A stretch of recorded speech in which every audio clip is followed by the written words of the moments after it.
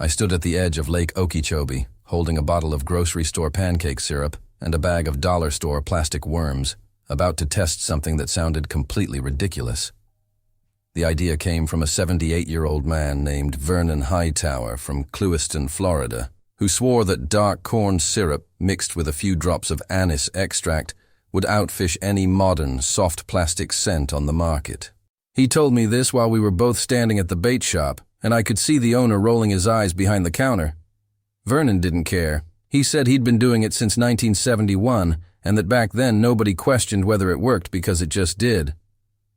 I'm testing methods like this because somewhere along the way, American fishing turned into a science project that costs $200 before you ever touch the water. If you're curious whether the old practical approaches still hold up against all that modern marketing, consider subscribing. That's what this channel is built around. The morning was humid and overcast, the kind of thick Florida air that sits on your skin. The water had a greenish tint near the shore, and there was almost no wind. I could see a few bass rolling about 30 yards out near a patch of hydrilla. I had 2 identical rods rigged with Texas-rigged 4-inch green pumpkin worms. One worm was soaked in a name-brand garlic scent that cost me $6 for a small bottle. The other was dipped in a mixture I made in a plastic container. 3 tablespoons of dark corn syrup, the kind you buy for 15 cents on sale, and about 8 drops of pure anise extract. The syrup was thick and sticky, and when I squeezed it onto the worm, it coated the plastic in a heavy, glossy film that didn't drip off. It smelled sweet and medicinal at the same time. Vernon Hightower grew up in Central Florida during a time when most people fished because they needed the food, not because they had a weekend hobby. His father worked citrus groves during the season and fished the lakes when the work dried up. Vernon told me they never bought prepared bait. They used what was cheap and available. Dark corn syrup was already in the pantry for cooking, and anise extract was something his mother used for baking around Christmas. One day his father poured some syrup into an old tobacco tin, added a few drops of anise, and dipped his lures in it. Vernon said the base hit harder and held on longer. He didn't know why at the time, and he still doesn't claim to understand the biology. He just knows it works, and he's been using it for over 50 years. I cast the syrup-coated worm first. It landed with a soft plop near the edge of the hydrilla bed. I let it sink for about 5 seconds, watching the line. The worm descended slowly because the syrup added a little extra weight and changed the way it fell through the water. I gave it a slight twitch. Nothing. I waited.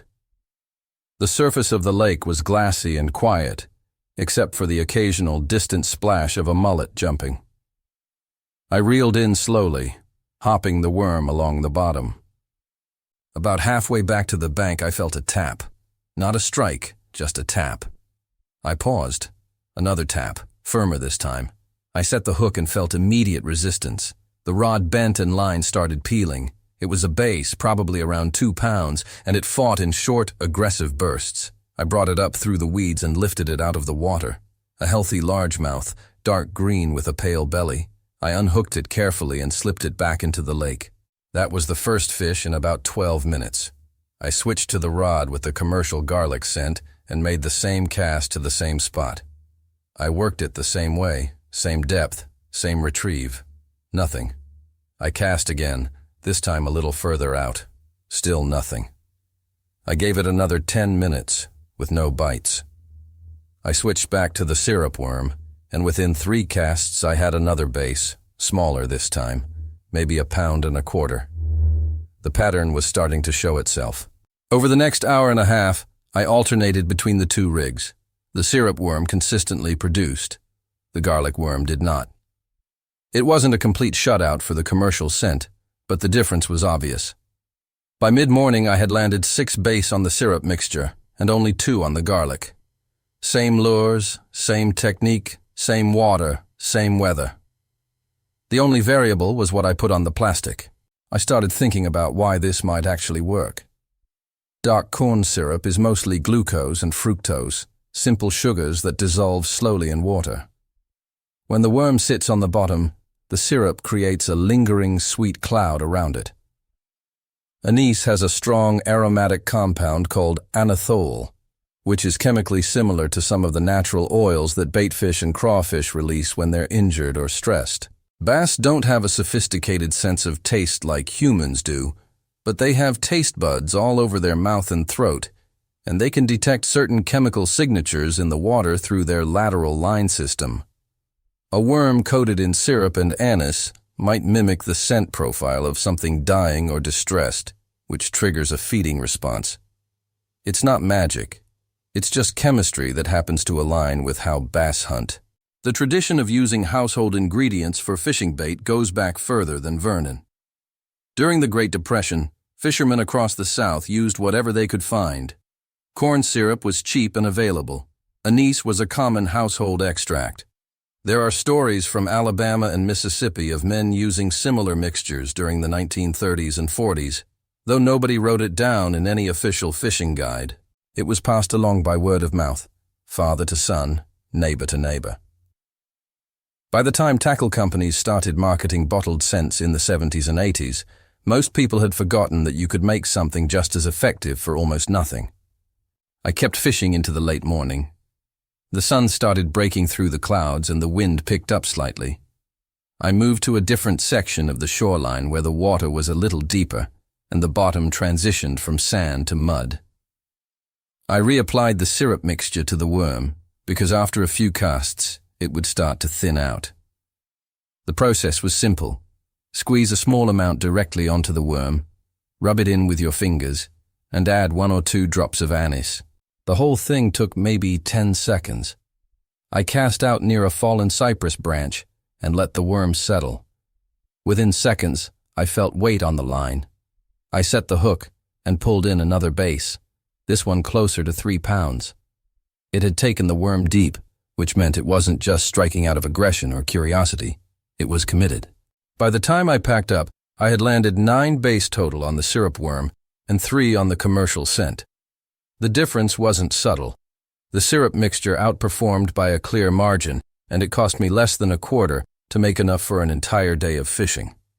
The worms themselves were cheap, generic, soft plastics that I bought in a bulk pack for $3. Nothing about this setup was expensive or complicated. If you fish in warmer water where bass are more active, the syrup mixture works especially well because the sugars dissolve faster and create a stronger scent trail. In colder water, you might need to reapply more often because the syrup thickens and doesn't disperse as easily. You can also adjust the ratio depending on what you're targeting. For panfish like bluegill or crappie, use less syrup and more anise because they respond better to sharper, more concentrated scents. For catfish, you can add a tiny bit of vanilla extract along with the anise, which creates a sweeter profile that they seem to prefer. The key is not to overthink it. This isn't some secret formula that requires precise measurements. It's just syrup and anise. If it's too thick, add a drop of water. If it's too thin, use more syrup. If the anise smell is too strong, use fewer drops. You learn by trying it and adjusting based on what happens. That's how Vernon figured it out, and that's how his father figured it out before him. 9 base in just under 3 hours, using a mixture that cost 15 cents and a bag of plastic worms that cost $3. The modern scent bottle cost $6 and caught 3 fish in the same amount of time. Sometimes the simplest methods still outperform the expensive ones. If you appreciate this kind of practical, no-nonsense fishing, consider subscribing. It supports the channel and keeps these honest tests coming. And if someone in your family ever showed you a trick like this, something old and cheap that just worked, I'd genuinely like to hear that story in the comments.